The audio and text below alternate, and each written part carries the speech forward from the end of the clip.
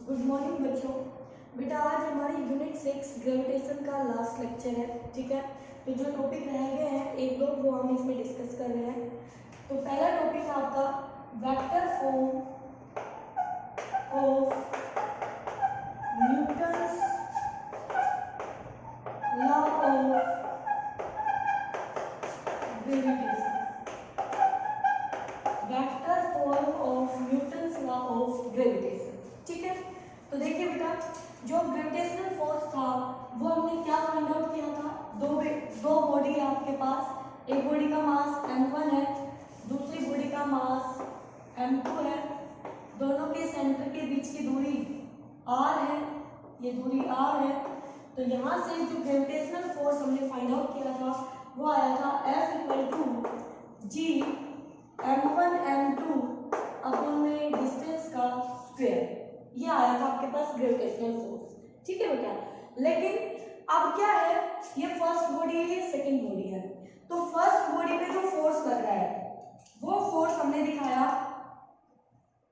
F12 vector, first पर force due to second. अब second body पे फोर्स दिखाएंगे तो ये सेकंड बॉडी का फोर्स होगा force on second body due to first.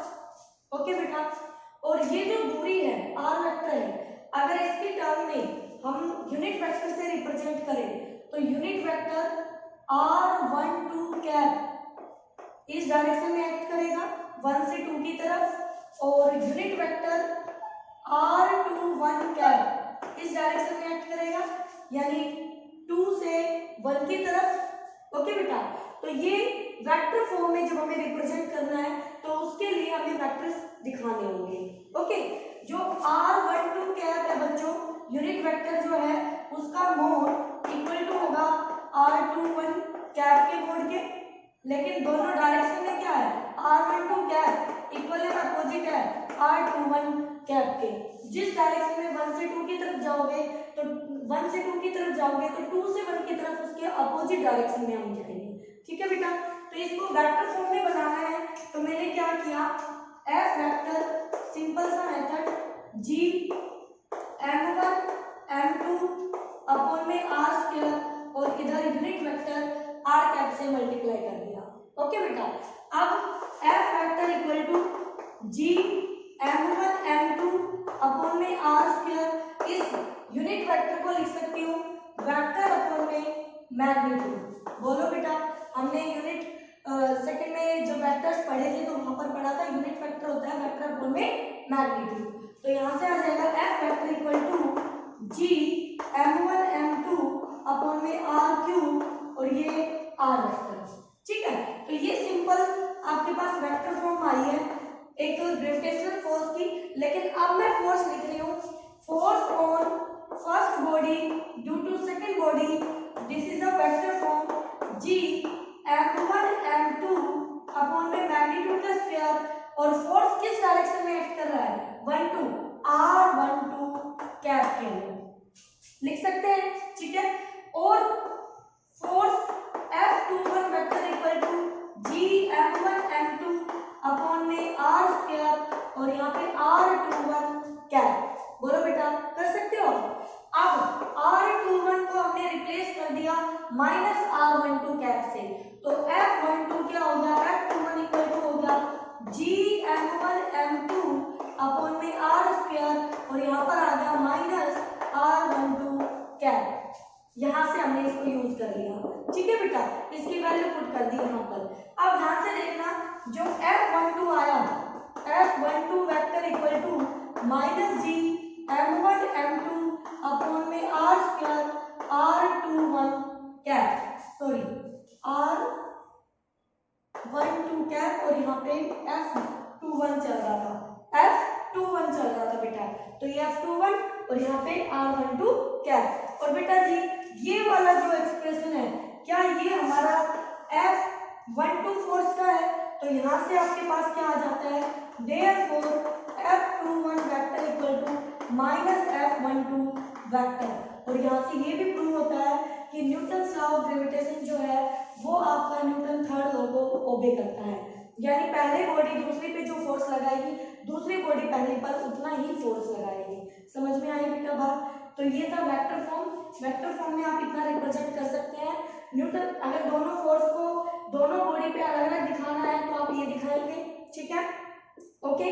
ये म्यूचुअल फोर्स से दिखा रहे हैं आप, लेकिन आपको वन बॉडी पे टू की वजह से या टू बॉडी पे वन की वजह से दिखाना है तो आप इस तरह से डिराइव करेंगे और फिर लास्ट में उसे प्रूव हो जाता है कि ये हमारा न्यूटन थर्ड लॉ को क्या करता है, ओबे करता है, ओके। उसके बाद आती है gravitational field intensity. Gravitational field intensity क्या होती है बेटा? जैसे आप ग्रेविटेशनल फील्ड इंटेंसिटी पढ़ेंगे ऐसे ही प्लस 2 क्लास में इलेक्ट्रिक फील्ड इंटेंसिटी पढ़ेंगे आप, ठीक है। तो अब है हमारे पास ग्रेविटेशनल फील्ड इंटेंसिटी जिसको I से रिप्रेजेंट करेंगे हम, ओके। तो ग्रेविटेशनल फील्ड इंटेंसिटी क्या होती है बच्चों?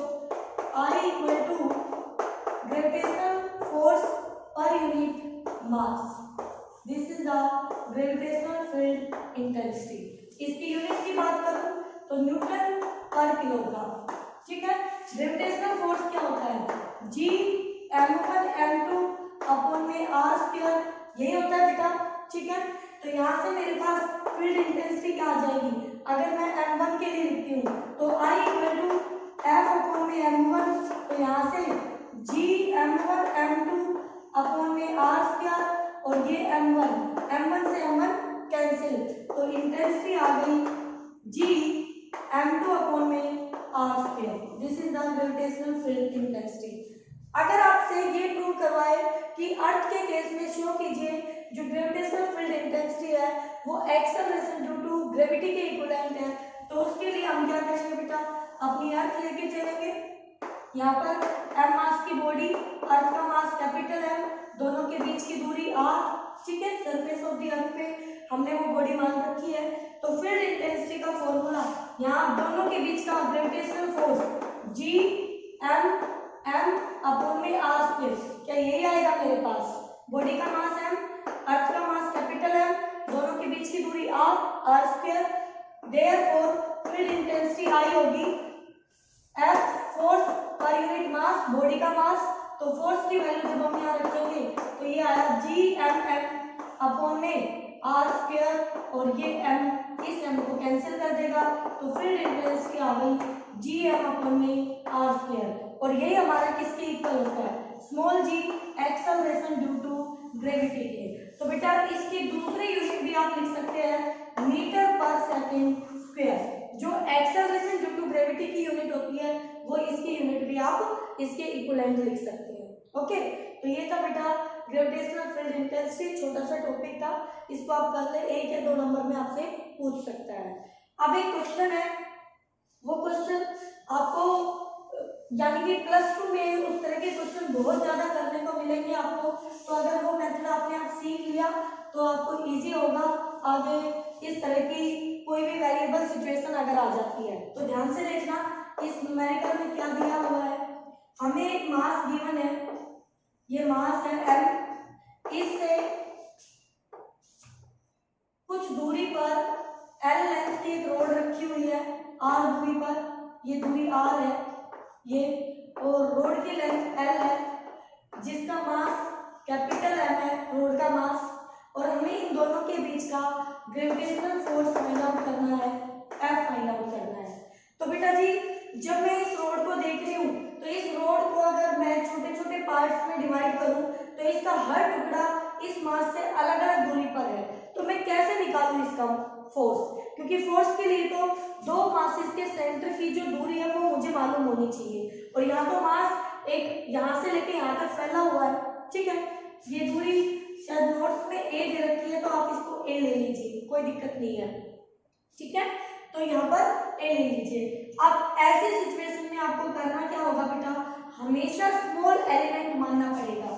तो यहाँ चल के आप एक छोटा एलिमेंट मान लो dx, जो इस मास से x दूरी पर है। कितनी दूरी पर है? x दूरी पर है। तो इस स्मॉल मास का स्मॉल एलिमेंट का मास स्मॉल dm होगा, बोलो बेटा, ठीक है। तो total mass m, total length l, तो कितनी लेंथ का चाहिए dx लेंथ का। तो क्या मैंने dm की वैल्यू निकाल ली, total mass m, total length l, unit length का मास मिल गया, ठीक है। तो मुझे dx लेंथ का चाहिए, इनटू में dx कर दिया, तो मुझे dm की वैल्यू मिल गई है, स्मॉल मास की वैल्यू। तो अब मैं लिख सकती हूँ फोर्स बिटवीन इस m में एंड इस स्मॉल dm में। तो बेटा क्या इन दोनों के बीच जो फोर्स होगी वो स्मॉल फोर्स होगी, df होगी। तो ये आ गया आपके पास g m इंटू dm, और इनके बीच की दूरी है x का स्क्वायर। अब मैं dm की वैल्यू पुट कर सकती हूँ बच्चों यहाँ से, तो ये आ गया मेरे पास small force g m, dm की जगह आ जाएगा कैपिटल M बाई L या x स्क्वायर इंटू में dx, ठीक है। तो बेटा ये dx मैं यहाँ भी ले सकती थी, यहाँ भी ले सकती थी, यहाँ भी ले सकती थी, यहाँ, यानी L दूरी पर कहीं भी ले सकती थी। मतलब इस मास से a दूरी पर या a प्लस L दूरी पर, इसके बीच में कहीं भी ले सकती थी। तो जो इसकी लिमिट, जब टोटल मास टोटल फोर्स निकालेंगे तो इसको इंटीग्रेट करेंगे, तो g m को बाहर किया, l को बाहर किया, इंटीग्रेशन 1/x किया dx, और dx कहां से कहां तक जा सकता था, इस एंड से लेके इस एंड तक। तो इस मास से ये वाली दूरी कितनी है a, तो लोअर लिमिट a, और ये वाली दूरी कितनी है a प्लस l, तो ये हो गया a plus l, lower limit upper limit. अब इसको हम इंटीग्रेट कर लेंगे बेटा, तो f इक्वल टू आ गया g m अपॉन में l, और 1/x स्क्वायर का होगा -1/x, इंटीग्रेशन -1/x। कैसे इसको लिख सकते हो, x की पावर -2, नई पावर ऐड करो 1, तो पावर हो गई -1, नई पावर से डिवाइड करो -1 से डिवाइड, तो ये आ गया -1/x। तो मैंने यही तो लिखा है, ठीक है। Lower limit a, upper limit a plus l, तो लिमिट पुट कर देंगे g m अपॉन में l, और यहाँ माइनस को बाहर किया, upper limit 1/a plus l minus lower limit 1/a। Okay, आप चाहें तो इसको यहाँ छोड़ दें, अदरवाइज एलसीएम लेके सॉल्व कर ले, g m अपॉन में l, और यहाँ से एलसीएम हो गया a इंटू में a प्लस l बेटा जी, तो यहाँ से a, और ये माइनस का l, a से a कैंसिल, ऊपर l बचा, माइनस साइन, नीचे l बचा, तो ये माइनस इस माइनस को खत्म करेगा, और ये l इस l को खत्म करेगा, तो मेरे पास रिजल्ट आएगा g m अपॉन में a प्लस l, ठीक है बेटा। तो ये था आपका आज का टॉपिक। इस टॉपिक के कोई नोट्स नहीं मिलेंगे आपको बेटा, तो आप यही वीडियो से ही, क्योंकि प्रॉपरली लिखा हुआ है, आप अपना स्क्रीनशॉट लेके और यहीं से इसको नोट कर लेंगे, ठीक है। तो यहाँ पर करना क्या है, क्वेश्चन की स्टेटमेंट में क्या है कि हमें यहाँ पर ग्रेविटेशनल फोर्स फाइंड आउट करना है between the given body of mass m and given road of length l and mass capital M, ठीक है। तो बेटा यहाँ तक आप इसको कर लेना। यूनिट 6 आपकी कंप्लीट हो गई है, यानी 1 to 6 यूनिट आपकी पूरी हो चुकी है। अब हम 7th यूनिट पे आएंगे। ओके बच्चों, तो इसको कर लेना अच्छे से।